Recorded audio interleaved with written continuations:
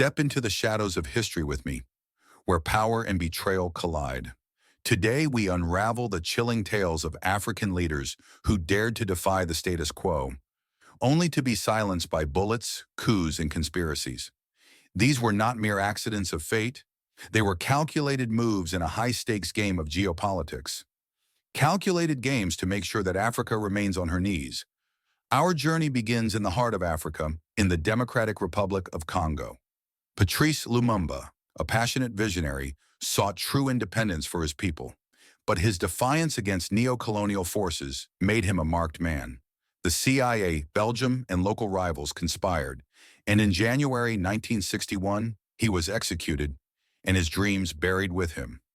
From the dense jungles of Congo, we move west to Burkina Faso. Thomas Sankara, a saint and fearless revolutionary, reshaped his nation with radical reforms.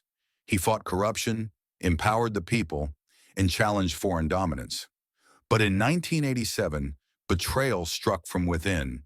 His comrade-turned-rival, Blaise Compaoré, seized power in a coup, backed by powerful foreign interests. On 15 October 1987, Sankara and 12 other officials were killed in a coup d'état organized by his former colleague Blaise Compaoré. When accounting for his overthrow, Compaoré stated that Sankara jeopardized foreign relations with former colonial power France and neighboring Ivory Coast, and accused his former comrade of plotting to assassinate opponents. Prince Johnson, a former Liberian warlord allied to Charles Taylor and killer of the Liberian president Samuel Doe, whose last hours of life were filmed, told Liberia's Truth and Reconciliation Commission that the killing of Thomas Sankara was engineered by Charles Taylor. Togo's first president, Sylvanus Olympio, sought economic freedom by rejecting French-controlled currency. His resistance made him an enemy of colonial remnants. In 1963, he was gunned down in cold blood, his vision of sovereignty extinguished. The speed of France's recognition of his killers fueled suspicions of a greater plot. President Gnassingbé Eyadema, Africa's longest-serving ruler, took over afterwards and died at the age of 69 on February 5, 2005, while en route to France for emergency medical treatment. Mr. Eyadema was one of the last of a breed of post-colonial lions in Western Africa, governing without compromise for more than 37 years. The revolutionary spirit of Amilcar Cabral ignited Guinea-Bissau's fight for independence. But even before victory was declared, he was assassinated in 1973. The Portuguese denied involvement, yet evidence suggests their secret police orchestrated the hit, a desperate move to cripple the liberation struggle. Marian Ngouabi of the Republic of Congo embarked on a socialist transformation, but in 1977 he was assassinated under murky circumstances, marking the end of his radical experiment. Was it an internal power struggle or a covert operation by foreign intelligence agencies? The truth remains elusive. Our narrative shifts to Egypt, where Anwar Sadat paid the ultimate price for peace. His groundbreaking treaty with Israel angered extremists. In 1981, during a military parade, gunmen struck. His assassination sent shockwaves across the Middle East, proving that even peace can be deadly. Samora Machel led Mozambique's liberation, but made powerful enemies in apartheid South Africa. In 1986, his plane mysteriously crashed near the border. Official reports blame pilot error, but suspicions of sabotage by the apartheid regime still linger. Burundi's first democratically elected leader, Melchior Ndadaye, sought unity in a divided nation. But just months into office, in 1993, he was brutally assassinated by military officers, plunging Burundi into ethnic conflict and years of civil war. Jonas Savimbi, born on the 3rd August 1934 and died on the 22nd of February 2002, was an Angolan revolutionary, politician, and rebel military leader who founded and led the National Union for the Total Independence of Angola, UNITA. His movement was one of several groups which waged a guerrilla war against Portuguese colonial rule from 1966 to 1974. Savimbi was killed in a clash with government troops in 2002. Finally, we arrive in Libya, where Muammar Gaddafi ruled for 4 decades before being overthrown in the wake of the Arab Spring. NATO's intervention paved the way for his brutal execution in 2011. His death marked the collapse of his regime, but also the beginning of Libya's descent into anarchy. Africa, a continent of boundless potential, has been deliberately stifled by Western powers through a trifecta of oppression, economic strangulation, calculated miseducation, and the ruthless elimination of revolutionary leaders.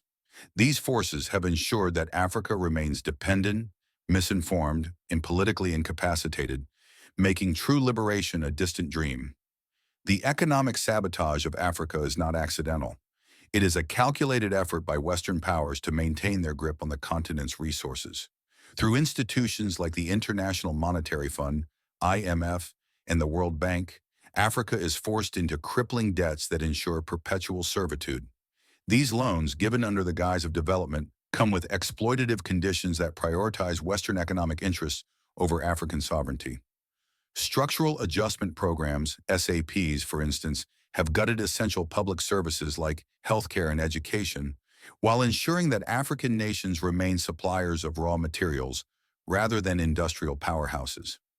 True liberation must begin with knowledge and self-awareness. But African minds have been deliberately miseducated. Western-influenced curricula in African schools glorify colonialism, distort African history, and produce generations who admire their oppressors while despising their own heritage. Instead of being taught the legacies of African resistance, students memorize European conquerors and their so-called civilizing missions. The true narratives of revolutionary leaders like Thomas Sankara, Patrice Lumumba, Amilcar Cabral, and Steve Biko are suppressed, while Western democracy is falsely presented as the pinnacle of governance. This miseducation extends beyond the classroom. Western media demonizes African progress and amplifies images of poverty, war, and chaos, reinforcing the lie that Africa cannot govern itself. African intellectuals who challenge this false narrative are sidelined, while those who promote Western ideologies are rewarded. The result is a continent where many of its own people view African traditions as inferior and Western systems as the only path to success. Perhaps the most brutal aspect of Western suppression is the systematic elimination of African revolutionaries. Any leader who seeks true independence, politically, economically, or intellectually, becomes a target. The assassination of Patrice Lumumba by Belgian and American operatives in 1961 set a bloody precedent, showing that any African leader who prioritizes his people over Western interests will be removed. Thomas Sankara, the young revolutionary who transformed Burkina Faso in 4 short years, was gunned down in a coup engineered by France. Muammar Gaddafi, who sought to unite Africa under a gold-backed currency, was brutally murdered in a NATO-backed operation. Kwame Nkrumah, the visionary of Pan-African unity, was overthrown with CIA complicity. These were not mere political accidents.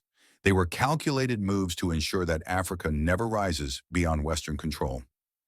Even today, leaders who challenge Western dominance face character assassination, economic sabotage, or outright murder. The message is clear. Any attempt at true African liberation will be met with bloodshed. Despite these atrocities, Africa is awakening. The youth, armed with knowledge and technology, are beginning to question the narratives fed to them. Economic alternatives such as regional trade alliances and cryptocurrency adoption challenge Western financial dominance. The revival of African-centered education seeks to undo centuries of miseducation. The spirit of Lumumba, Sankara, and Nkrumah lives on in every young African who refuses to be a pawn in the hands of imperialists. Africa must unite. The divisions sown by colonial borders must be erased through Pan-African solidarity. Economic independence must be prioritized through industrialization and self-sustaining development. Most importantly, Africa's revolutionaries, past, present, and future, must be protected and honored, for they are the torchbearers of a free and sovereign Africa.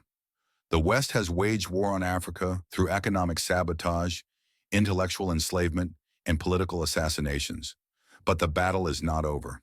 The dawn of true African liberation is on the horizon, and no force can suppress the will of a people determined to reclaim their destiny. Each of these leaders who met a tragic end had their ambitions cut short and their nations left to navigate the wreckage of their assassinations. Their deaths raise uncomfortable questions. Who truly controls Africa's fate, and what price must be paid for genuine independence? If these stories made you think, don't forget to like, share, and subscribe. The struggle for truth and freedom continues.